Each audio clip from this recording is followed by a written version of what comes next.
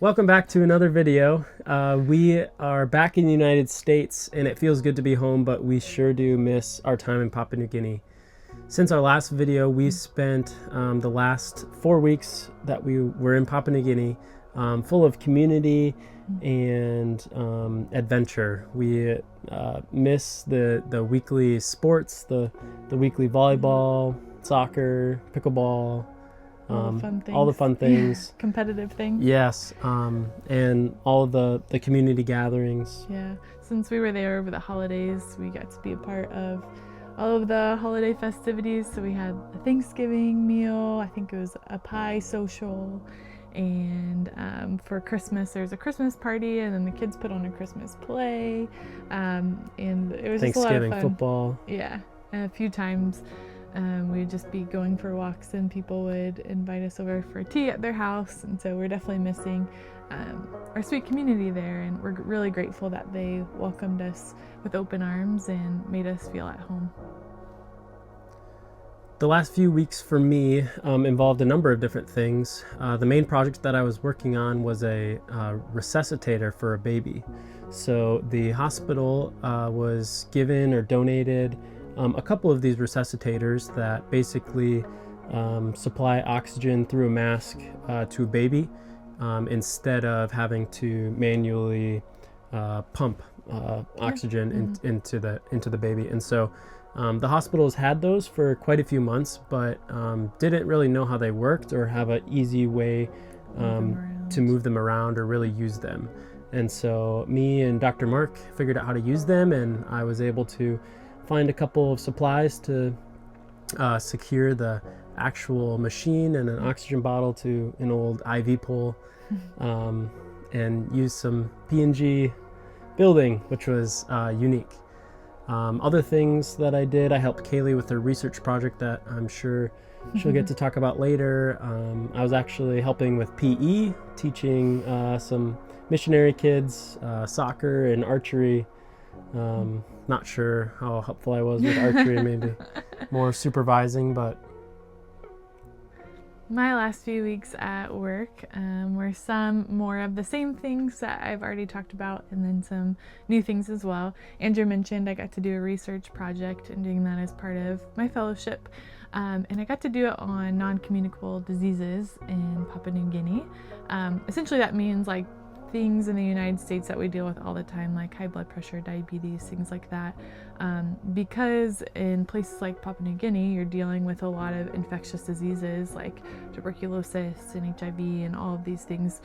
The non-communicable diseases kind of get put on the back burner. So I got to have a little bit more of a focus on that and screen a lot of healthcare workers and different patients, so that we could start to approach non-communicable diseases in Papua New Guinea. And I got to learn a lot, and I had a lot of fun doing it. I had a lot of fun doing it with Andrew. He helped me with some Excel stuff that I don't enjoy doing very much, so that was great. My last few weeks I continued to work in the hospital and continued to see a lot of things that I either hadn't seen before or and just continuing to grow in. I saw a few patients with meningitis, and meningitis is definitely just really can be really devastating and really sad. And there was a patient I'd seen my first couple of weeks there that I for sure thought was going to pass away and I wasn't going to make it, and it was a younger kid. He was a teenager, and I had to explain to the dad the prognosis many times, and I really did not have any hope that he would walk out of the hospital. And my last week or two there, I got to watch him walk out of the hospital, and that is all thanks to God. It was definitely a miraculous recovery, and I'm really grateful for the team in Papua New Guinea who's teaching me what medicine looks like there, and how to do it well, and how to maintain hope when it looks like hope is lost. Some other stories during my last few weeks there. I feel like my call shifts the last month were tougher. Didn't get quite as much sleep during those, but I definitely learned a lot. There was a lot of like midnight C-sections and things like that I got to participate in, and under the supervision of the national and missionary doctors got to participate in those C-sections and learned a lot. And I'm really grateful for that experience. Definitely is a challenge when the resources are different than they are in the United States, but we had some really good outcomes, which was great. Some other things that I probably mentioned in the past were some different chop injuries from machete wounds. I continued to see those my last few weeks there as well. Towards the end of our time in Papua New Guinea, we started feeling a lot more comfortable, both in our work and just in the community. We really felt like it started to feel like home a little bit.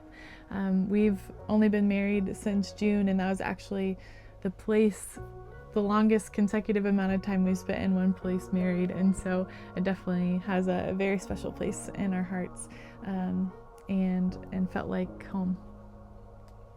Yeah, and transitioning back to our home here in the States was actually a long process. So we took a number of flights, the first of which in Papua New Guinea was delayed, which was quite common, but we had to run to our next flight to Brisbane. We made it. Which we made it after a hot, sweaty run. And that flight was our second flight was actually delayed too, which helped.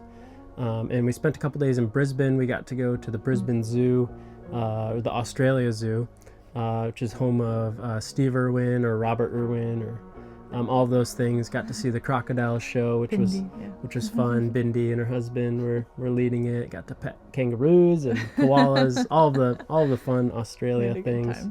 Yeah. All right, turn around. No, you'll break your neck. It says no footwear.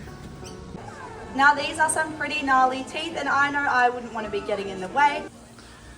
Smile. That's a strike. Just like that. Nice job. All right, now you see how the land is a little bit slower. After that, we flew to Dallas for a short layover. We got to see Kaylee's family before going to Florida, seeing my family over the week of Christmas, which was a great time, spending it on the beach very slow, and coming back to Dallas for Christmas with Kaylee's family. Very nice. Which is great, and then headed back to Tulsa after about 2 weeks of traveling on New Year's Eve.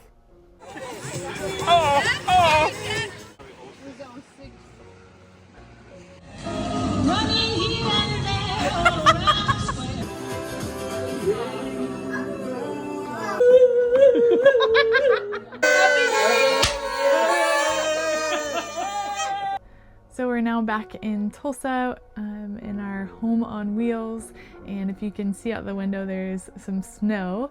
So we're getting to experience a few weeks of winter. We'll be here for about 6 weeks, and while we're here in Tulsa, Andrew is fixing all of the things on the camper that decide to go wrong. Freezing pipes. Freezing, all of the fun washing things. machine, generator. And he's subbing as well in the school district here. And then I'm working at a clinic in North Tulsa, as well as doing some rotations and getting to just learn more about global health through a variety of things. And then after our 6 weeks in Tulsa, we will head to Malawi, where we'll do something similar to what we did in Papua New Guinea. We'll be working in a rural hospital, and I'll be getting to work with both national and missionary doctors, learning what it looks like to practice in that setting, and how to do it well and how to do it in a loving way. And Andrew will be supporting the hospital and the community how he can with all of his various skills. So we're excited for that next adventure coming up pretty soon. Thanks for watching and following along with us, and we'll see you in Africa. Bye. All right, Kaylee, we're just in the house now. It looked like mostly peanut butter.